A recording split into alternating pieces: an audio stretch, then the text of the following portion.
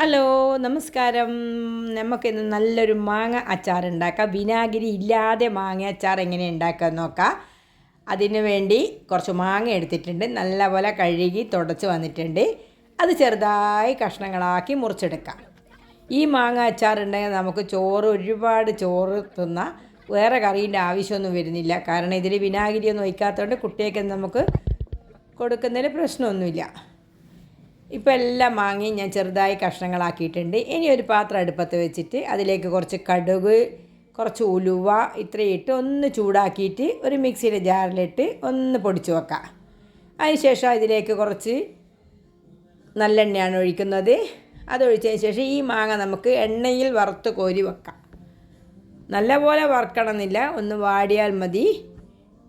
നല്ല പോലെ വാടണമെന്ന് ആവശ്യമില്ല. അത് കുറേ കാലം മാങ്ങ അച്ചാർ വെക്കുന്ന ആർക്ക് വേണമെങ്കിൽ നല്ലപോലെ മുരിഞ്ഞ് വെക്കാം. നമുക്കിപ്പോൾ അങ്ങനെ മുരിയേണ്ട ആവശ്യമില്ല. ഇപ്പോൾ ഇതുപോലെ ആയാൽ മതി. ഇനി ഈ എണ്ണയിലേക്ക് കുറച്ച് കടുക് ഇട്ട് പൊട്ടിക്കാം.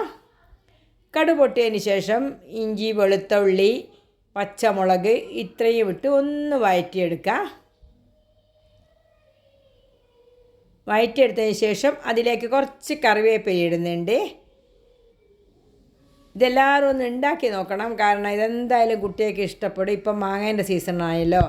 അതിലേക്ക് കുറച്ച് മഞ്ഞൾപ്പൊടി, കുറച്ച് മുളക് പൊടി, നമ്മൾ മിക്സിയിൽ പൊടിച്ച് വെച്ച അത് ഇട്ട് കുറച്ച് കായപ്പൊടി ഇട്ട് ആവശ്യത്തിനുള്ള ഉപ്പും ഇട്ട് നല്ല പോലെ മിക്സ് ചെയ്ത് വെക്കാം. എത്ര പെട്ടെന്ന് കഴിയും അച്ചാർ. നല്ല ടേസ്റ്റാണ്. ഒരു തവണയെങ്കിലും നിങ്ങളിത് ഉണ്ടാക്കി നോക്കണം. എത്ര കാലം വേണമെങ്കിലും കേടുകൂടാതെ നിൽക്കുന്നു. എണ്ണ ഒഴിച്ചാൽ മതി. ഇതിൽ കൂടുതൽ എണ്ണ ഒഴിക്കാം. ഞാൻ അധികം കൂടുതൽ ഒഴിച്ചിട്ടില്ല, കുറച്ച് മാത്രമേ ഒഴിച്ചിട്ടുള്ളൂ. എല്ലാവരും ഒന്ന് ഉണ്ടാക്കി നോക്കണം. Okay, thank you.